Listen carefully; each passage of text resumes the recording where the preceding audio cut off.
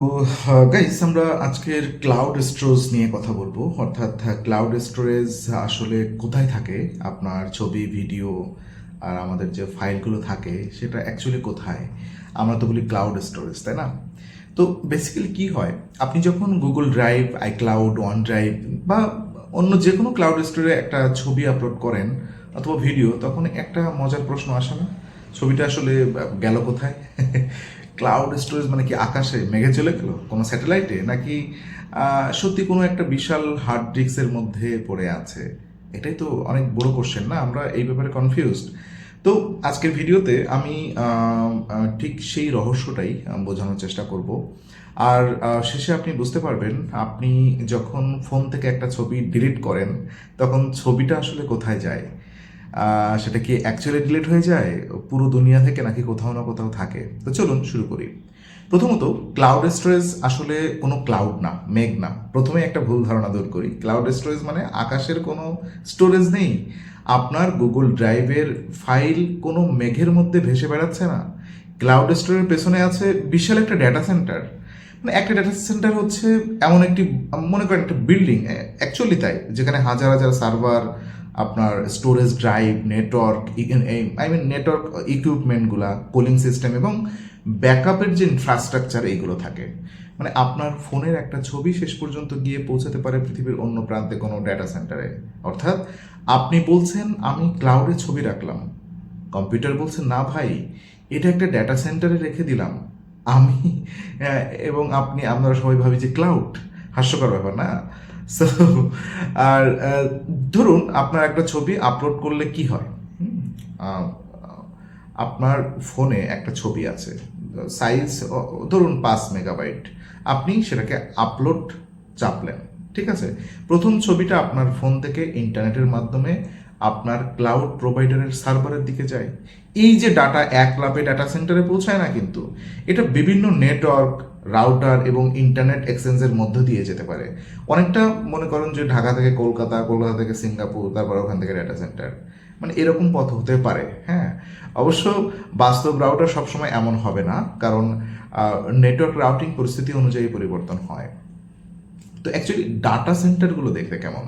তো এখন একটু কল্পনা করুন একটা বিশাল ভবন, ভেতরে সারি সারি আপনার এরকম র্যাক করা আছে, একটা র্যাকের মধ্যে অনেকগুলো সার্ভার, আর সার্ভারের ভেতরে থাকে মূলত প্রসেসর, মেমোরি এবং স্টোরেজ।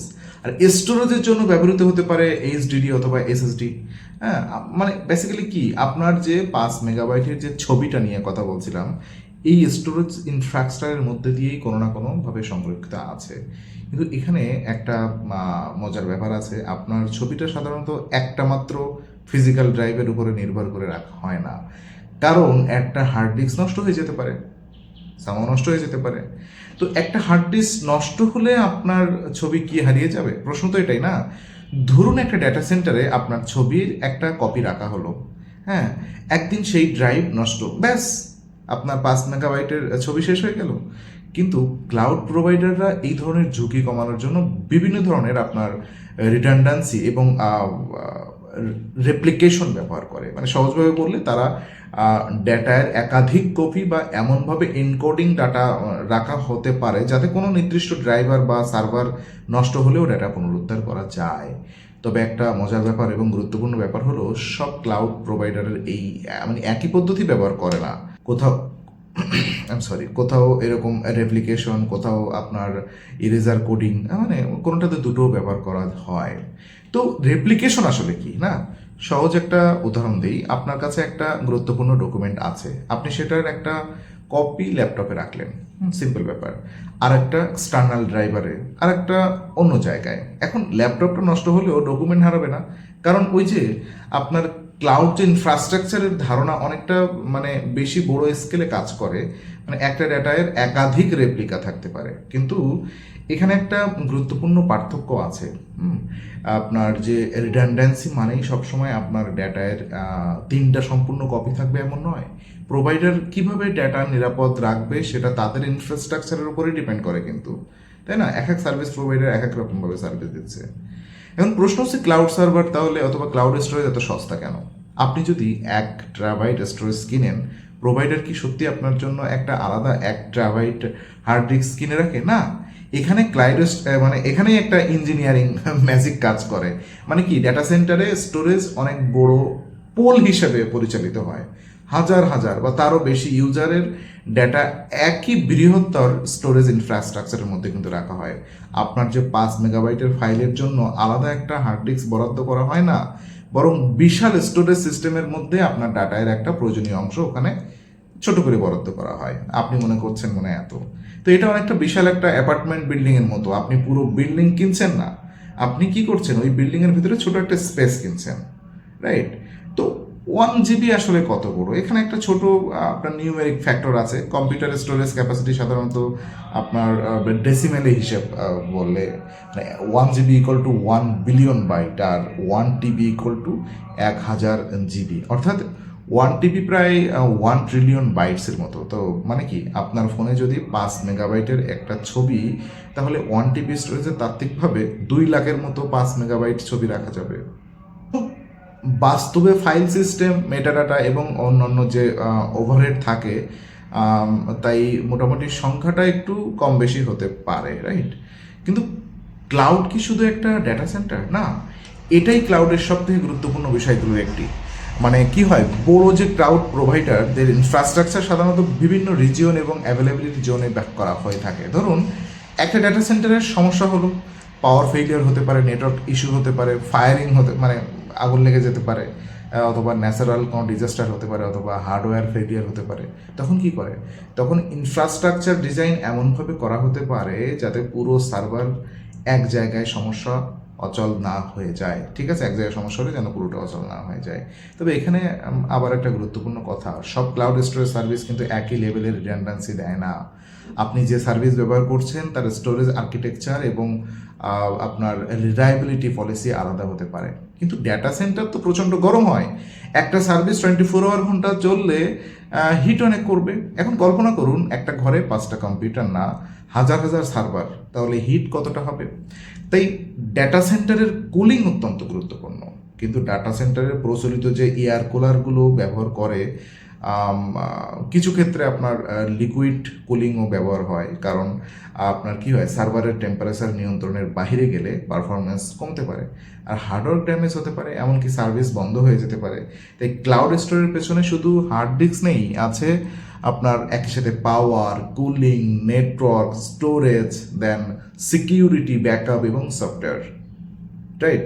তো কোশ্চেন হচ্ছে, আপনার ডেটা কি সবাই দেখতে পারে? না। আপনি যখন ক্লাউডে একটা প্রাইভেট ফাইল রাখেন, সেটি সাধারণত আপনার অথেন্টিকেশন এবং অ্যাক্সেস কন্ট্রোলের মাধ্যমে সুরক্ষিত থাকে। আপনি লগ ইন করলেই সিস্টেম যাচাই করলো, মানে এই ইউজার কি মানে এই ফাইল অ্যাক্সেস করার পারমিশন রাখে কি না, রাইট? যদি রাখে ফাইল দেখাবে, না রাখলে অ্যাক্সেস ডিনাইড। আর অনেক ক্লাউড সার্ভিস ডেটা এনক্রিপশন ব্যবহার করে। মানে সহজভাবে বললে, এনক্রিপশন কথাটা তো শুনেছেন যারা হোয়াটসঅ্যাপ ইউজ করেন। সহজভাবে বললে, আপনার ডেটা এমনভাবে এনকোড করা হয় যাতে অনুমতি ছাড়া কেউ সেটাকে সহজে অর্থপূর্ণভাবে পড়তে না পারে। আপনার ফাইল ডাউনলোড করলে কি হয়? এবার উল্টো ঘটনা, আপনি ক্লাউড থেকে একটা ভিডিও ডাউনলোড করছেন, তাহলে কি হবে? ক্লাউড সার্ভার থেকে ডেটা আপনার কাছে আসছে, সার্ভার আপনার ডেটা নেটওয়ার্কের মাধ্যমে পাঠাচ্ছে। কিসের মাধ্যমে? নেটওয়ার্কের মাধ্যমে পাঠাচ্ছে। রাউটার থেকে রাউটার, তারপর ইন্টারনেট সার্ভিস প্রোভাইডার, তারপর আপনার ওয়াইফাই বা মোবাইল নেটওয়ার্ক, মানে শেষে আপনার ফোন বা কম্পিউটার। অর্থাৎ ক্লাউড স্টোরেজ আসলে একটা দুই দিকের রাস্তা, রাইট? মানে আপনি আপলোড করলে আপনার ডিভাইস থেকে কি হবে, আপনার ডিভাইস যদি এটা হয় তাহলে এখান থেকে ক্লাউড ইনফ্রাস্ট্রাকচারের দিকে ডাউনলোড আর মানে চলে যাবে, আর ডাউনলোড করলে কি হবে, ক্লাউড ইনফ্রাস্ট্রাকচার থেকে আপনার ডিভাইসের দিকে চলে যাবে।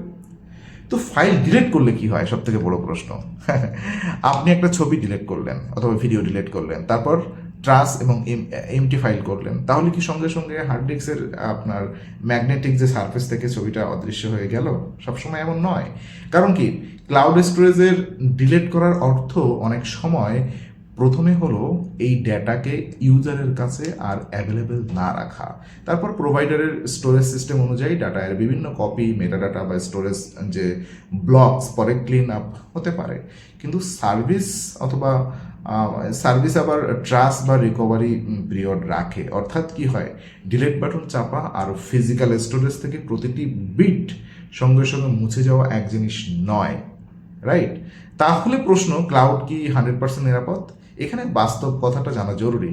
মানে কোনো স্টোরেজই সিস্টেমই 100% রিস্ক ফ্রি নয়। ক্লাউড প্রোভাইডারের ইনফ্রাস্ট্রাকচার যতই শক্তিশালী হোক, আপনার অ্যাকাউন্ট পাসওয়ার্ড যদি কেউ পেয়ে যায়, সমস্যা হচ্ছে আপনি যদি ফিশিং লিঙ্কে লগ ইন করেন তো সমস্যা হতে পারে, আপনার অ্যাকাউন্টে রিকভারি ইমেইল কম্প্রোমাইজ হলে সমস্যা হতে পারে। তাই ক্লাউড সিকিউরিটি শুধু প্রোভাইডারের দায়িত্ব নয়, আপনারও একটা দায়িত্ব এখানে আছে।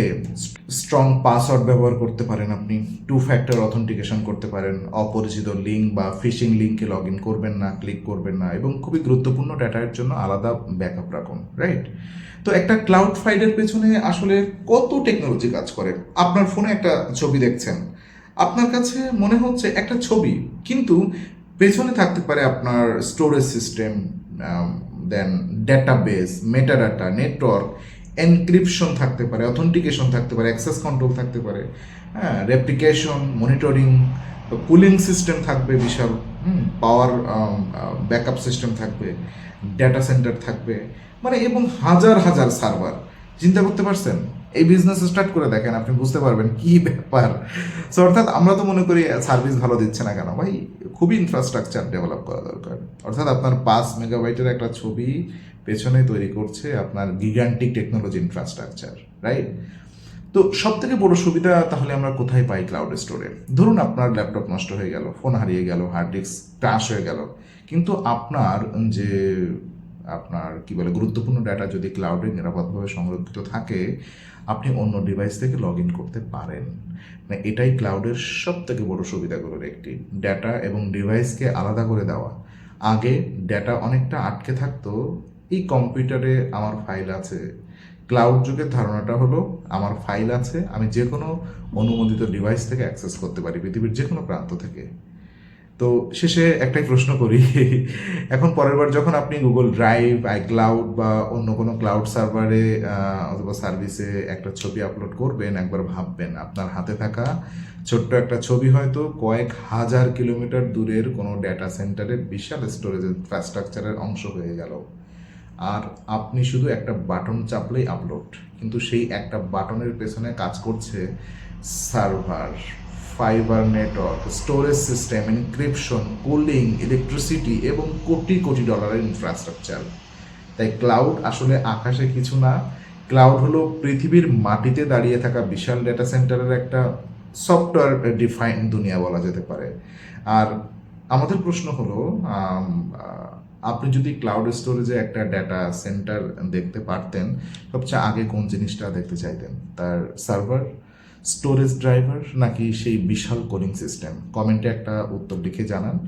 আর পরের বার যখন আপনার ফোনে লেখা দেখবেন your file is save to the cloud, তবে মনে রাখবেন ক্লাউডে আপনার ঠিকানা আকাশে নয়, তার ঠিকানা এই পৃথিবীতেই কোনো এক বিল্ডিংয়ে বসে আছে।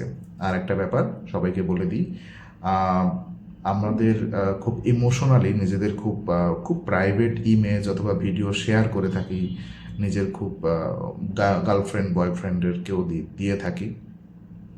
তো এক্ষেত্রে সচেতন থাকবেন, কারণ আপনি হয়তো বা ডিলিট করছেন, কিন্তু ওটা ডিলিট হচ্ছে না ভাই।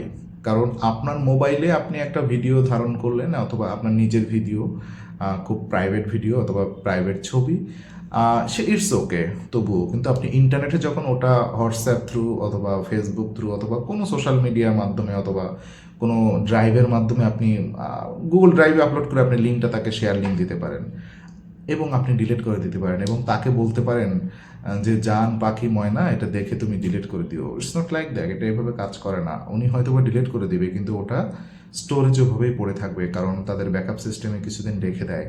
এবং ও ও- ও- আপনারা আমরা মাঝে মাঝে শুনি না যে ফেসবুকের হচ্ছে ডেটাবেস হ্যাক হয়েছে, মাইক্রোসফটের ডেটাবেস হ্যাক হয়েছে, গুগলের ডেটাবেস হ্যাক হয়েছে। ভাই ডেটাবেস যদি কখনো হ্যাক হয় তাহলে আপনিও কাহিনি আপনার সেটেল হয়ে যাবে, সব লিকেজ হয়ে যাবে ওইগুলা। তো এই ধরনের একটা সিস্টেম থাকেই, সো বি কেয়ারফুল। এই জায়গা থেকে আপনারা সবাই সচেতন থাকবেন, ঠিক আছে? ধন্যবাদ সবাইকে, দেখা হচ্ছে নেক্সট ভিডিওতে।